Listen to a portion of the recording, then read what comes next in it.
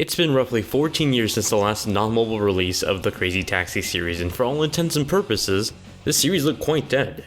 Surprisingly enough, it finds new life in this indie spiritual successor, Taxi Chaos. Although it's not developed by Sega, it was given their blessing and they're publishing it in Japan and other Asian markets. So is Taxi Chaos a worthwhile sequel or just a quick cash grab hoping to cash in on the nostalgia? Let's find out. If you're new to the channel, make sure you hit that subscribe button, maybe hit the bell icon, and share the video with your friends if you find the video useful. Now let's get into the review, starting with gameplay, since there really isn't a story here. Like its inspiration, Taxi Chaos harkens back to the day of arcades, being all about improving your score on quick turnaround gameplay sessions. There's no grand narrative here outside of that you're a taxi driver and you need to make as many rides as possible without pissing off your customers. Back on the Sega Dreamcast, my cousins and I would play this for hours on end, and playing it on a modern platform certainly tickles that nostalgia. I tried to boil down some of the core elements that made Crazy Taxi so memorable. The chaotic gameplay, awesome rock soundtrack, random product placement of real life companies, and just hilarious scenarios that came out of everyday gameplay all came to mind. While Taxi Chaos has some of that, it isn't anywhere near on par Crazy Taxi. In terms of content, Taxi Chaos features 3 main game modes. An arcade mode that has you racing around a low poly version of what looks like New York City, looking for customers in need of a ride. Throughout this mode, you'll have a countdown that gets refueled with every new successful job. This was by far my most played game mode as it offered, I think, the most variety. While the initial pitch is to give as many rides as you can, I quickly found some side objectives outside of unlocking new taxis that sprawled out things to do. Certain secret customers offer side objectives like collecting items throughout the city, somewhat turning this race to the finish into a platformer but with a taxi. As chaotic as rushing through traffic can be, it's more fun when you're using odd pieces of the city as ramps and literally having the car jump off them. It was a lot of fun for the first few hours. Sadly, I have quite a bit of grievances with this title.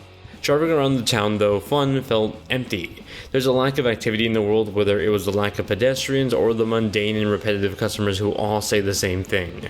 Paired along with the direction arrow that occasionally gave me the accurate directions, the more I played, the more annoyed I got. Outside of the arcade mode, there's a free roam mode that takes away the time limit, letting you explore more of the city at your own pace. This was a fine precursor to the pro mode that takes away the direction arrow, forcing you to know the landmarks off the top of your head. Ultimately though, these were just modifiers of the base arcade mode, which already started to overstay its welcome. In regards to presentation, Taxi Chaos is a bright, colorful, and very saturated looking game. In that aspect, it's on par with the games that helped inspire it, but like those games, it occasionally looks like it came out of the Dreamcast era. Now of course this is HD, so no, it's not Dreamcast visuals, but man, these character models look rough. The buildings look like distorted Doctor Strange effects until you get close enough for them to load. The thing is, I'd expect that from the Switch version, not the Xbox One version running on an Xbox Series X. Weird bugs would also pop in, like other taxis just randomly spawning on top of other cars. As far as performance goes, Nintendo Switch has the most challenge running this at just under 720p in both handheld and dock mode. While I didn't mind the blurry visuals all that much, the abundant poppin' and occasional frame rate dips to the mid-low 20s did cut down on the fast-paced chaotic fun. On PS4 and Xbox One, performance is significantly improved running at 1080p, but for some reason locked at 30 frames per second. There's no doubt in my mind this could have easily hit 60 frames per second. Obviously there's something going on with this game's optimization because the rendering distance of this, even on more capable hardware, is pretty bad. Sadly, no, you won't be hearing the collection of classic licensed songs in Taxi Chaos. Instead, my time playing primarily featured a slow-paced EDM tune that repeated itself over and over again. Luckily, the devs did add a day one patch to add some rock tracks to it, and though it's an appreciated effort, I still found myself just opting to mute the game and play something on Spotify. Outside of the mediocre music, I found myself quickly getting tired of the sound design. Customer lines often get repeated between different customers over and over again. In the time span of a single arcade round, I swear I heard the same line get said about 4 times, sometimes back to back. After a while, it kind of became annoying. The ambient city noise was quite barren at first, but a recent day one patch also adds some more liveliness to the town. Again, I appreciated the efforts made by the dev team. It's apparent that they want to do right by the fans, but at the time of this day one patch, it wasn't even enough to save the game's presentation for me.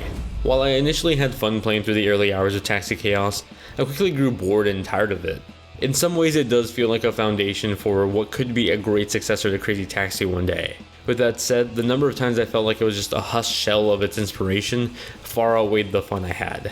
I take no pleasure in saying this, but if you want a modern taxi game, just go buy Crazy Taxi on Xbox 360 for $10 and play that through backwards compatibility, because I can't recommend buying this $30 spiritual successor over it.